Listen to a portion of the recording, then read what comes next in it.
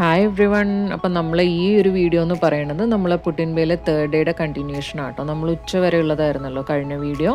അപ്പോൾ ഉച്ചയ്ക്ക് ശേഷം എന്തൊക്കെയാണ് ചെയ്തതെന്നുള്ളത് ഞാൻ ഈ വീഡിയോയിൽ കാണിക്കാം. അപ്പോൾ ഉച്ചയ്ക്ക് ശേഷം നമ്മൾ വന്നിട്ട് ആദ്യം തന്നെ ലഞ്ച് കഴിച്ചു. അപ്പോൾ ഇതാണ് നമ്മളെ ഒരു ക്യാമ്പിംഗ് സ്റ്റൗ കേട്ടോ. 2 ബർണർ സ്റ്റൗ ആണ്, പ്രൊപ്പെയിൻ സ്റ്റൗ ആണ്.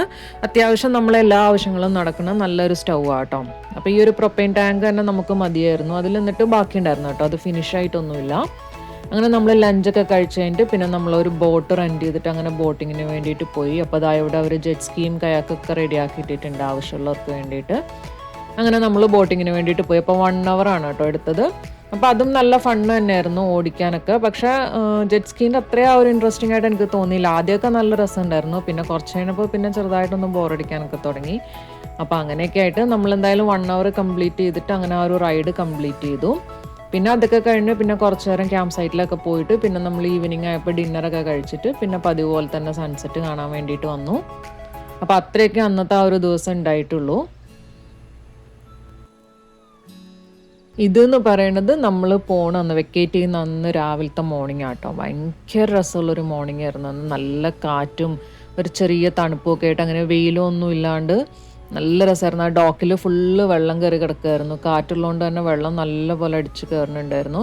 നമ്മൾ ഇത്രയും ദിവസം നിന്നതിൽ വെച്ചിട്ട് ഏറ്റവും രസമുള്ളൊരു മോർണിംഗ് ആയിരുന്നു കേട്ടോ. ആ വരുന്ന ശരിക്കും അവിടെ നിന്ന് പോരാനേ തോന്നുന്നുണ്ടായിരുന്നില്ല. ഭയങ്കര ഒരു വല്ലാണ്ടായിരുന്നു അത്രയും ദിവസം നിന്നിട്ട് അവിടെ നിന്ന് തിരിച്ച് വരുന്ന സമയത്ത്. പക്ഷെ എന്തായാലും നമുക്ക് വെക്കേറ്റ് ചെയ്തല്ലേ പറ്റുള്ളൂ. അപ്പോൾ നമ്മളങ്ങനെ കുറച്ച് നേരം ഇങ്ങനെ ആ ഒരു മോർണിംഗ് വ്യൂ ഒക്കെ എൻജോയ് ചെയ്തിട്ട് പിന്നെ നമ്മൾ പാക്കിംഗ് ഒക്കെ തുടങ്ങി. അങ്ങനെ എല്ലാം പാക്കപ്പൊക്കെ ചെയ്ത് വണ്ടിയിലൊക്കെ സാധനങ്ങളൊക്കെ എടുത്തു വെച്ചു. അപ്പോൾ ഇതാണ് നമ്മളെ ടെൻറ്റ്. ഞാനിപ്പോൾ ഇതിൻ്റെ ഉൾവശം നിങ്ങൾക്കൊന്ന് ചെറുതായിട്ട് കാണിച്ചു തരാം. അപ്പോൾ ഇതെന്ന് പറയണം നമ്മൾ ചെറിയ ടെൻ്റ് ആട്ടോ. 3 person ടെൻ്റാണ്. അപ്പോൾ ഇത്രയും നല്ല സ്പേസ് ഉണ്ട് കേട്ടോ 3 person ആണെങ്കിലും. പിന്നെ ഇതാണ് നമ്മളെ വലിയ ടെൻറ്റ്. ഇത് 6 person ആണ്. അപ്പോൾ ഇതിൽ 2 ക്വീൻ സൈസ് ബെഡ് ഇടാനുള്ള ആ ഒരു സ്പേസ് ഉണ്ട്. അപ്പോൾ ഇത് രണ്ടുമാണ് നമ്മൾ യൂസ് ചെയ്തിട്ടുണ്ടായ ടെൻറ്റ്.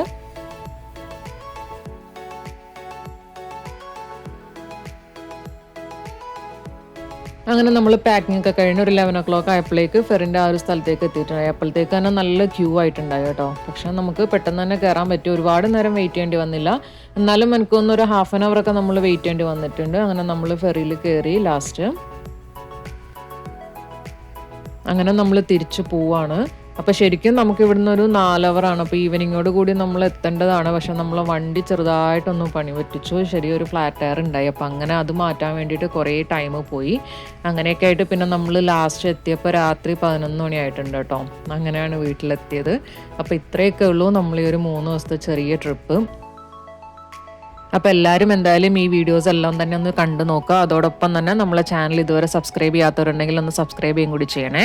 അപ്പോൾ ഇനിയും ഇതുപോലുള്ള അടിപൊളി റെസിപ്പി വീഡിയോസും ട്രിപ്പ് വീഡിയോസും ഒക്കെ ആയിട്ട് നമുക്ക് വീണ്ടും കാണാം. അതുവരേക്കും എല്ലാവരും ടേക്ക് കെയർ.